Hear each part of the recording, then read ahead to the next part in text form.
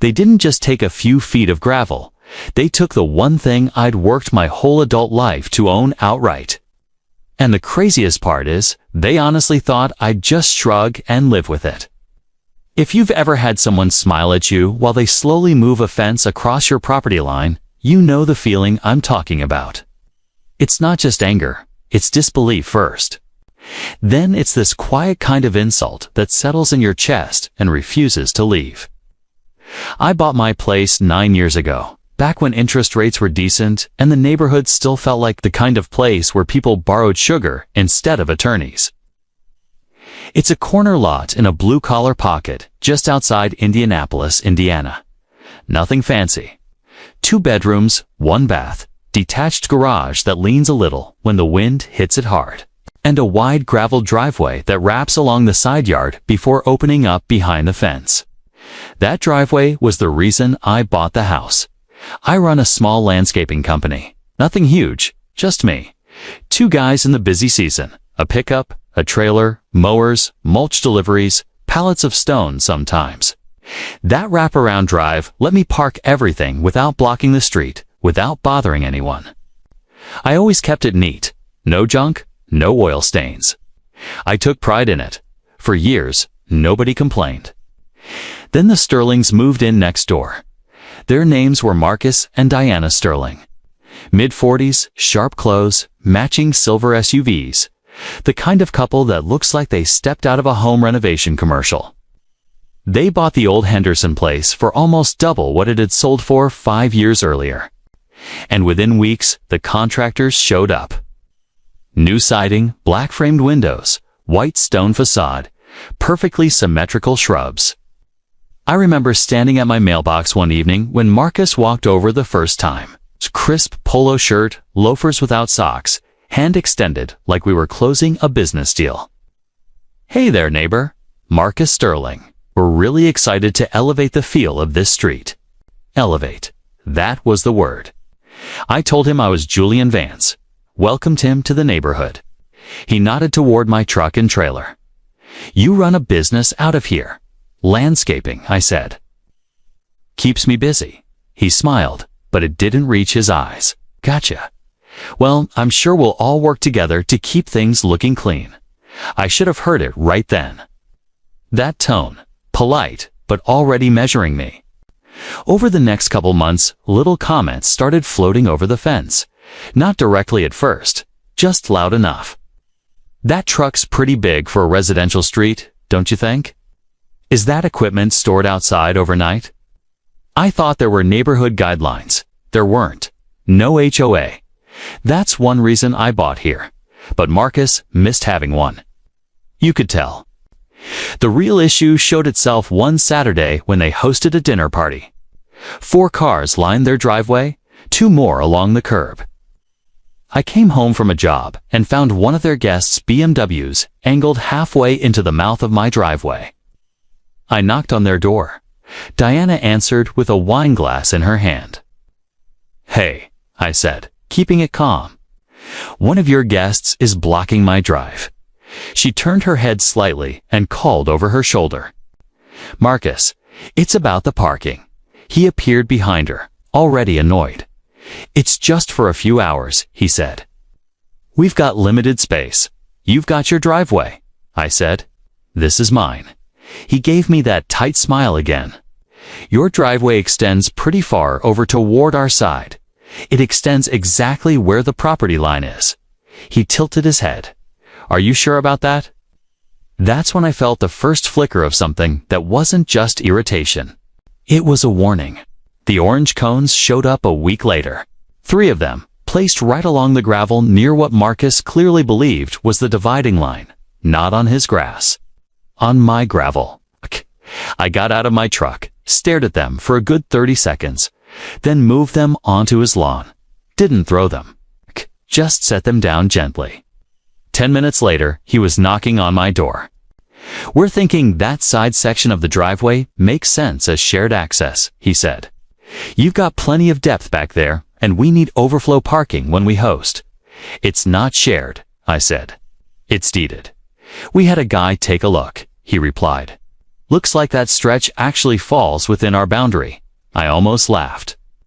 Then show me the survey. It's being finalized. That means you don't have one. His smile disappeared completely. We'll see about that. And that's when things stopped being neighborly. A week later, I left for work at 6:30 in the morning. When I came back around 4, I saw fresh black asphalt where my gravel had been, about a 10-foot stretch of it, smooth, clean, and neatly connected to their driveway, like it had always belonged there. And running straight down what used to be open access to my side yard was a brand new decorative fence. Matte black metal, 8 feet into what I knew, down to the inch, was my property. For a minute, I just sat in my truck with the engine running. You know that feeling when your brain tries to convince you you're misunderstanding what you're seeing? That maybe you parked wrong. Maybe you forgot something. Maybe you're overreacting. Then the reality lands. They didn't ask. They didn't wait for paperwork. They just built over it. I walked straight to their front door. Diana answered again, same wine glass, like it was part of the uniform. Your husband paved over my driveway, I said, voice steady, and fenced off my property. She took a slow sip. Marcus had it surveyed. That portion falls on our side. We simply improved it. Show me the survey. It's filed. Then you won't mind emailing it to me. She smiled. And it wasn't friendly this time. Maybe check your own documents. That night, I pulled every paper I had from the closing file. DE plot map. Official county survey with stamped corners marked by iron pins. I even walked the line with a metal detector and found the original markers buried under the grass. They were exactly where I remembered, which meant Marcus had just gambled that I wouldn't fight back. I called him the next morning. You've got 48 hours to remove the asphalt and the fence. He actually laughed. We made permanent improvements to our property. If you've got a problem, Julian, call a lawyer. There's something about being told that in your own driveway that flips a switch inside you. So I did call a lawyer. And while the paperwork started grinding through its slow, expensive process, Marcus enjoyed his new parking space. That was his first mistake. While the legal wheels were turning, Marcus treated that strip of asphalt like he'd conquered it in war. Every morning, his silver SUV sat squarely on that fresh black patch like a trophy. On weekends, they hosted friends and guided them with little hand gestures, waving them on to what used to be my gravel. Pull up here, I heard him say once. We expanded. Expanded. I'd park my truck behind the fence line and just stand there for a minute looking at it. 10 feet, that's all it was. 10 feet wide, maybe 30 long, but it wasn't about the space anymore. It was about being tested. I met with a property attorney named Fiona Gallagher downtown. No nonsense. Late 50s, reading glasses on a chain. She flipped through my documents and nodded slowly. You're right. They built on your land. So we file, I asked. We file, she said. But understand something. These things don't move fast. Months, sometimes months. Meanwhile, every single day I had to look at that fence cutting into my yard like a scar. That's when the ideas started forming. Because here's the thing Marcus didn't think through. Even with his illegal asphalt and fence, the land was still legally mine, which meant I could use it. I didn't have to wait quietly. The first opportunity came naturally. I had a big commercial mulch job starting that Tuesday. 15 cubic yards coming in on a dump truck at 7 a.m. I met the driver at the curb. Hey, I said casually, see that new blacktop next door? Back it up right there and drop it. He looked unsure. You sure? Positive. The truck rumbled into position. Tailgate lifted and a mountain of dark brown mulch cascaded down, spreading across that stolen section like a landslide in slow motion. Perfectly centered, completely blocking Marcus's shiny new access point. I didn't rush to move it. At 7:22 a.m., their front door flew open. Marcus came out in a gray bathrobe, hair sticking up, fury written across his face. "What the hell is this?" he yelled. "Mulch," I said calmly. "For a client, you dumped it on our driveway." "No," I corrected him, pointing to the survey stakes I'd remarked with bright orange flags. "I dumped it on my property. You're blocking our vehicles. Then I guess you'll have to use your original driveway." His jaw tightened. "Move it. I'll get to it when my schedule allows." He stepped closer, lowering his voice. "You're being petty." I smiled a little. "No, Marcus. I'm being accurate." He called the police within the hour. 2 officers showed up, both younger guys who looked like they'd rather be anywhere else. They listened, walked the line, looked at my stamped survey copy. One of them scratched his head. "Sir," he said to Marcus, "this appears to be his property, but he's blocking access to our drive." The officer shrugged. "Then maybe you shouldn't have connected it to his land." I almost felt bad for the guy. Almost. The mulch sat there for 3 full days. It rained once, which made it heavier and slightly messier. Marcus glared at it every time he walked by. Diana taped a typed note to my fence. "Neighborhood standards matter. Please act responsibly." I kept the note. It still makes me laugh. When I finally moved the mulch for my job, Marcus looked relieved. That relief lasted exactly 4 days. The next delivery was gravel. 10 tons of it. I scheduled it for a Friday afternoon when I knew they had guests coming that evening. The driver didn't even question me this time. The pile that landed on that asphalt was magnificent. Taller than the fence. Wide enough to make it absolutely impossible to maneuver around. Marcus stormed over before the dust even settled. "This is harassment." "No," I said, brushing stone dust off my jeans. "This is storage." "You're doing this on purpose." I paused. "You built on purpose?" That one landed. He called the police again. Same result. Civil matter. My property. Over the next week, I used that strip constantly. Pallets of pavers, stacked timbers. Even my trailer parked diagonally across it when I felt like it. It became a daily reminder that paper ownership still meant something. But I'd be lying if I said it didn't start wearing on me. There's a strange tension that creeps into your life when you're in a standoff with the person who shares your fence line. Every trash day felt loaded. Every time I stepped outside, I wondered if there'd be another surprise construction crew.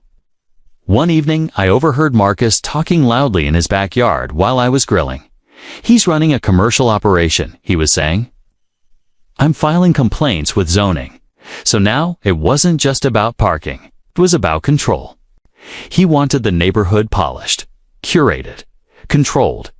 I was the inconvenient holdout with a truck and gravel and dirt under my nails.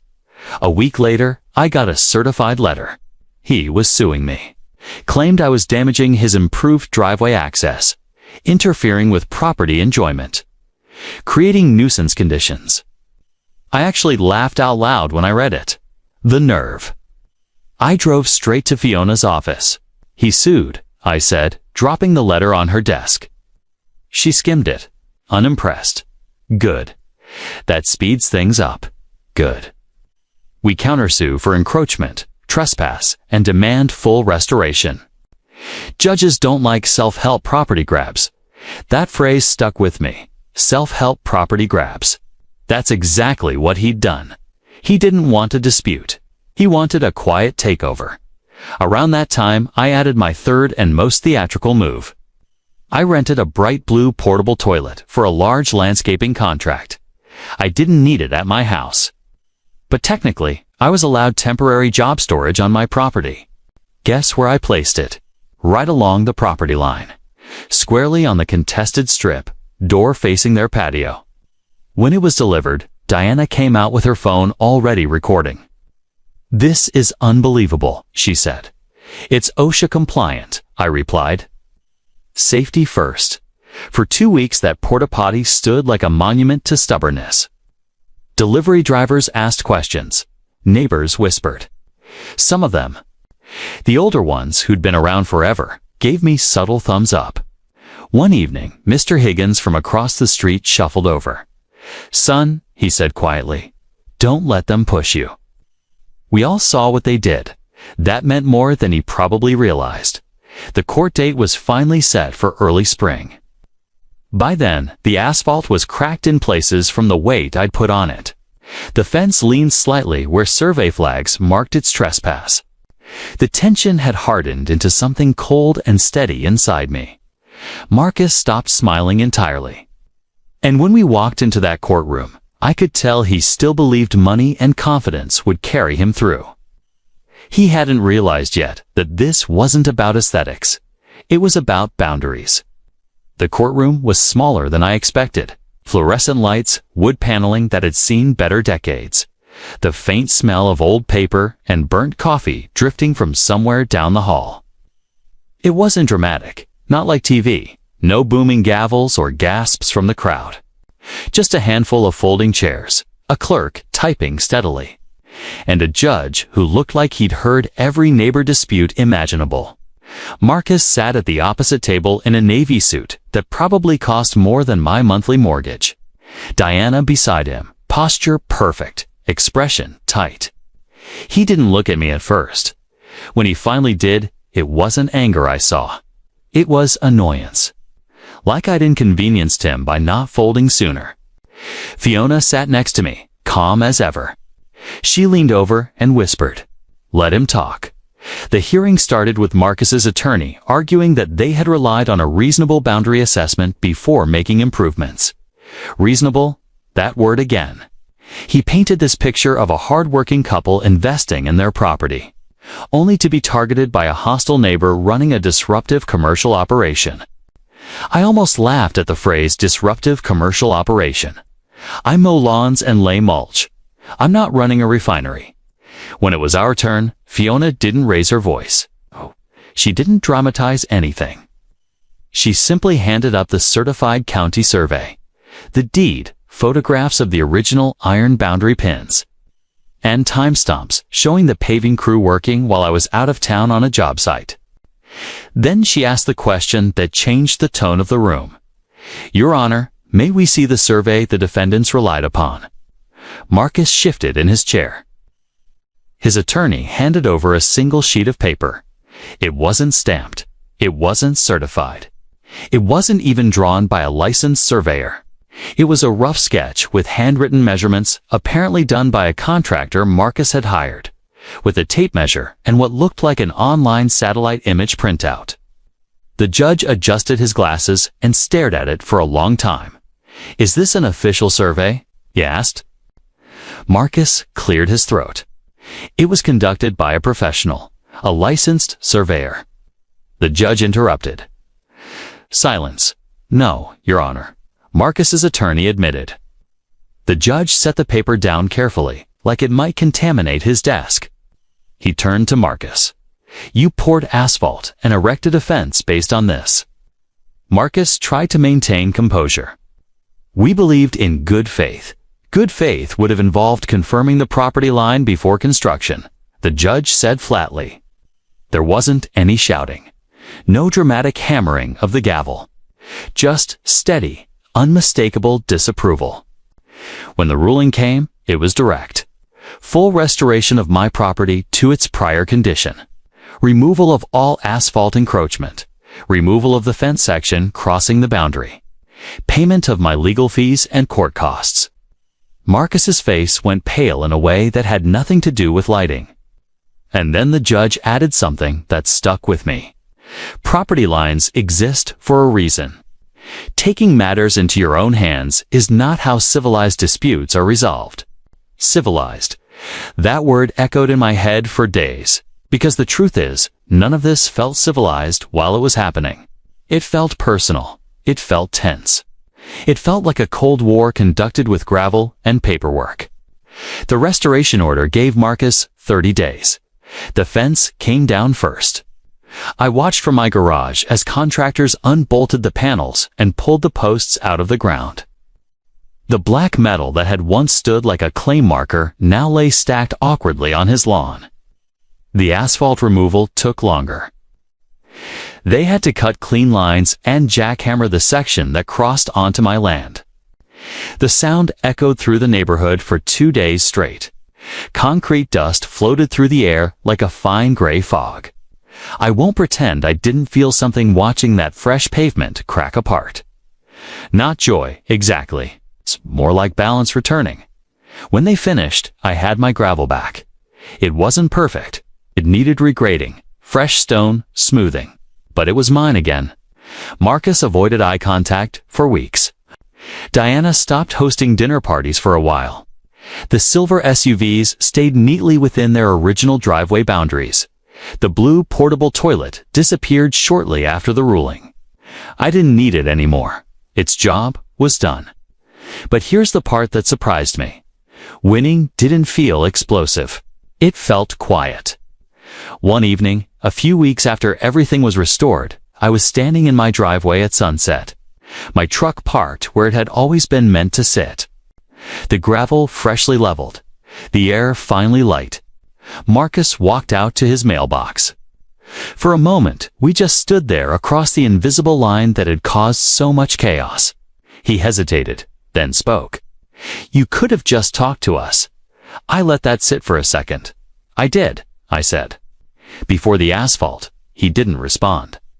There's this narrative people like Marcus carry around, that if they move confidently enough, if they act certain enough, the world will adjust to them. That others will yield to avoid conflict. And most of the time, maybe they're right.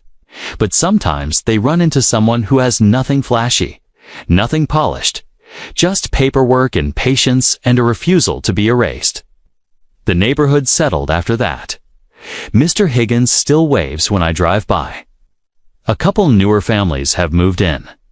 No HOA ever materialized, though I suspect Marcus tried. We're civil now. Not friendly. Civil.